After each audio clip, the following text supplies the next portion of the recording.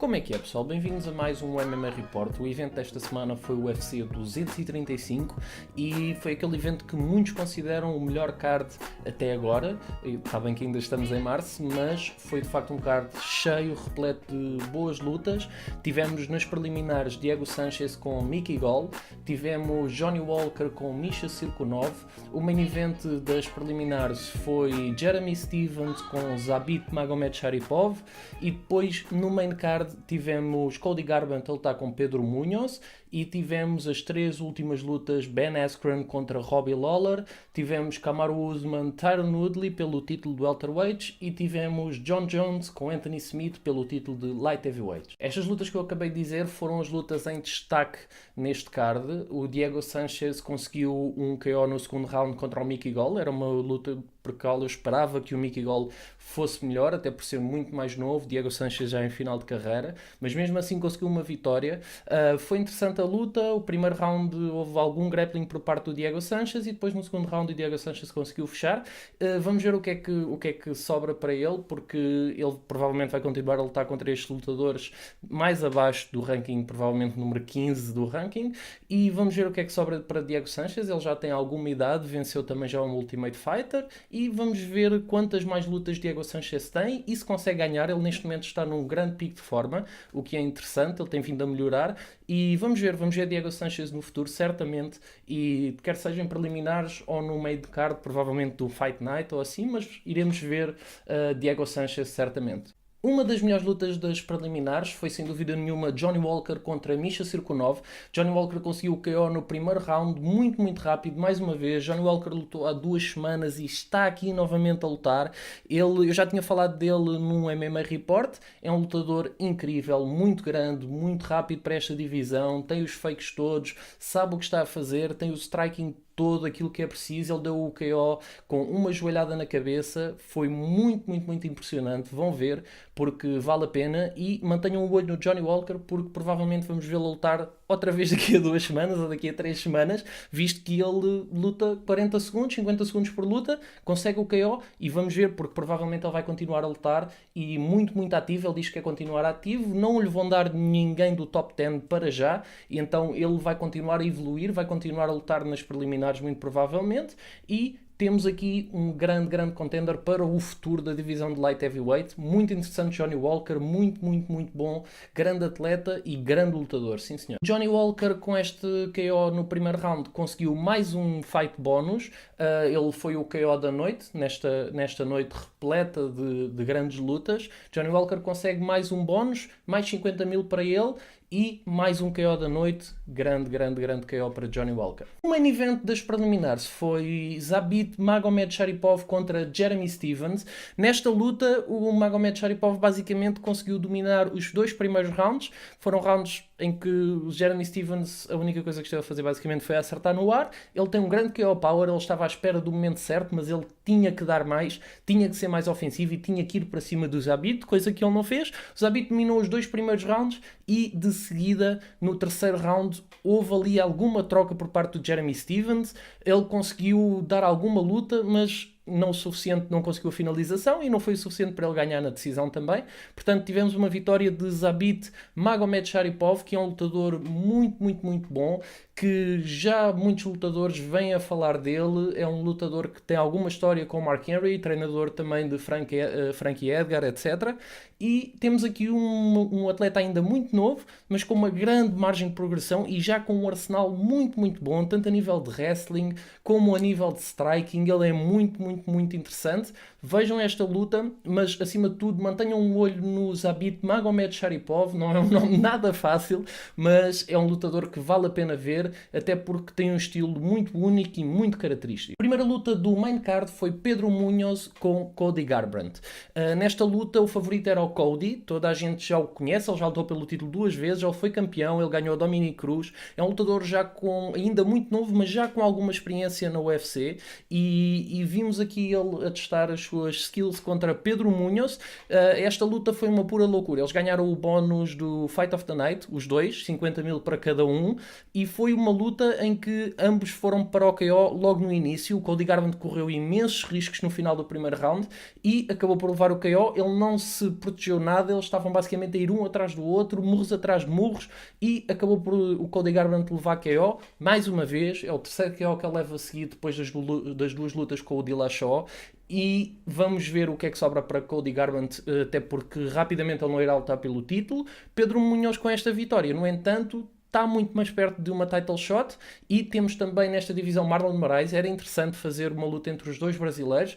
Vamos ver o que é que esta divisão de bantamweights tem para dar, até porque está um bocadinho refém com aquilo que aconteceu ao Dillashaw por ter perdido com o Cerrudo, e vamos ver se o Cerrudo sobe de peso e se luta pelo título ou não. Mas de qualquer forma, Pedro Munhoz e Marlon Moraes são os dois grandes candidatos à title shot em bantamweights neste momento. Uma das lutas que eu mais antecipava para este card era, sem dúvida nenhuma, Ben Askren contra Robbie Lawler. E, meu Deus, esta luta entregou tudo aquilo que eu estava à espera, menos o final.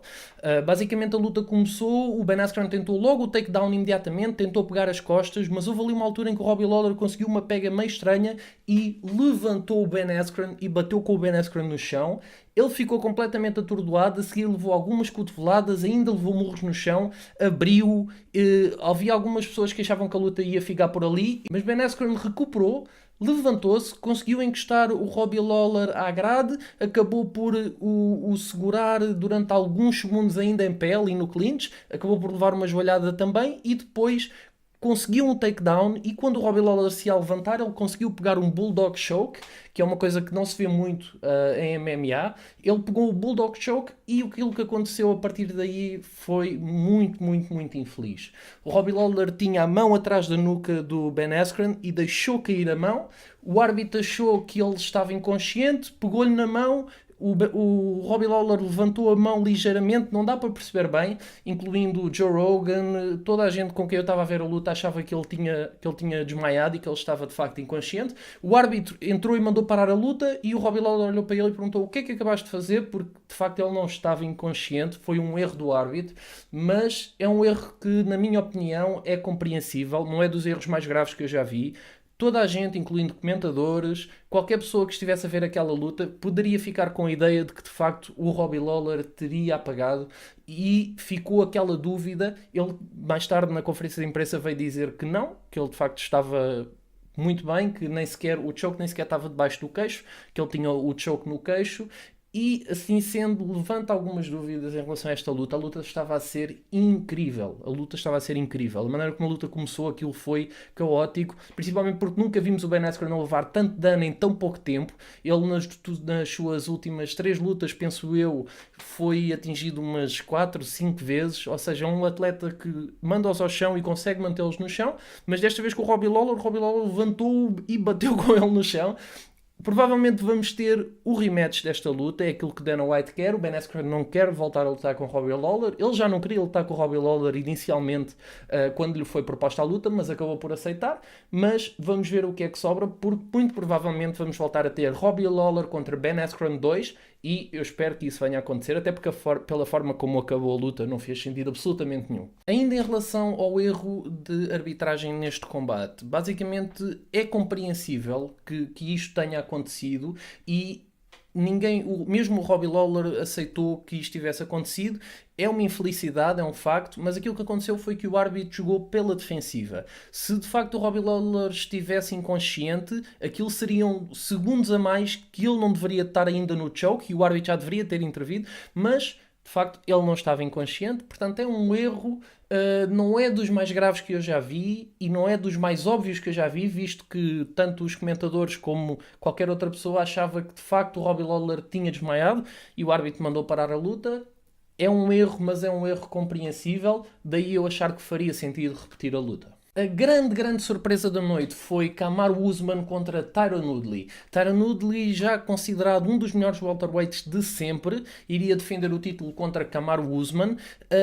O Woodley, basicamente, na conferência de imprensa, disse: não há nada em que o Kamaru seja melhor do que eu. Eu também tinha essa ideia. Não havia nenhum aspecto que eu visse em que o Kamaru era melhor do que ele, não tinha melhor wrestling do que ele. alegadamente, não tinha mais KO Power do que ele, não tinha nada a mais do que aquilo que o Woodley tinha no seu arsenal. O que é certo é que o Kamaru Usman dominou durante 5 rounds sem hipótese absolutamente nenhuma para o Tyron Woodley. Foi exatamente o oposto daquilo que eu estava à espera. Eu estava à espera de uma vitória rápida e fácil do Tyron Woodley, mas foi de facto uma performance muito, muito, muito impressionante por parte de Kamaru Usman, que é agora o novo campeão do welterweights, depois de um reinado muito grande e cheio de defesas de título por parte do Woodley. Ele finalmente perde o título para Kamaru Usman. Vamos ver o que é que a UFC vai fazer com esta divisão. Muito provavelmente vamos ter Kamaru Usman com Colby Covington, que era o antigo campeão interim champion, e vamos ver, Tyron Woodley agora vai ter que escalar novamente na divisão de welterweight. Eu não acredito que lhe vão dar o rematch tão depressa, até porque esta luta foi um domínio absoluto por parte do Kamaru Usman. Quando assim é, eles não costumam dar o rematch logo a seguir, mas vamos ver, porque provavelmente vamos ter que ver o Tyron Woodley. Ele está com outros atletas nesta divisão e pode trazer aqui algo interessante. Abre também um caminho para o título para Ben Askren, porque o Ben Askren nunca iria lutar pelo título enquanto o Tyron Woodley fosse campeão, mas agora que já não é, talvez poderemos ter Ben Askren a lutar pelo título. Era interessante, mas primeiro provavelmente o rematch com o Robbie Lawler. Para Woodley vai ter que escalar novamente nesta divisão. Kamaru Usman provavelmente luta com Colby Covington. Muito brevemente será anunciada essa luta. O main event desta semana foi Jon Jones contra Anthony Smith. Jon Jones vem para defender o título de Light Heavyweight e temos Jon Jones de volta com uma performance muito, muito, muito boa, grande domínio. Foi uma luta sem grandes hipóteses para o Anthony Smith. A maior hipótese que o Anthony Smith teve de ganhar o título foi de facto um illegal blow do Jon Jones. Ele mandou-lhe uma joelhada quando o Anthony Smith tinha os 2 pés e uma mão no chão. Faz com que ele pudesse ter sido desclassificado. O árbitro levou como um golpe intencional ilegal, ou seja, pode resultar numa desqualificação automática. O Anthony Smith disse que estava bom e que queria continuar a lutar. Não o tinha de fazer, não tinha nenhum dever em fazer. Ele podia simplesmente ter dito: ok, eu levei esta illegal blow e não quero saber e vou ser campeão. E o Jones era desclassificado, teria a segunda derrota por desclassificação. As únicas derrotas de Jon Jones seriam as 2 por desclassificação, que é um caso um bocadinho surreal. Mas Anthony Smith disse que estava pronto, que estava bem, e acabou por continuar a lutar. O Jones acabou por dominar 5 rounds. Anthony Smith não teve hipótese absolutamente nenhuma, tanto na parte de striking como na parte de ground. Jon Jones foi muito, muito, muito superior.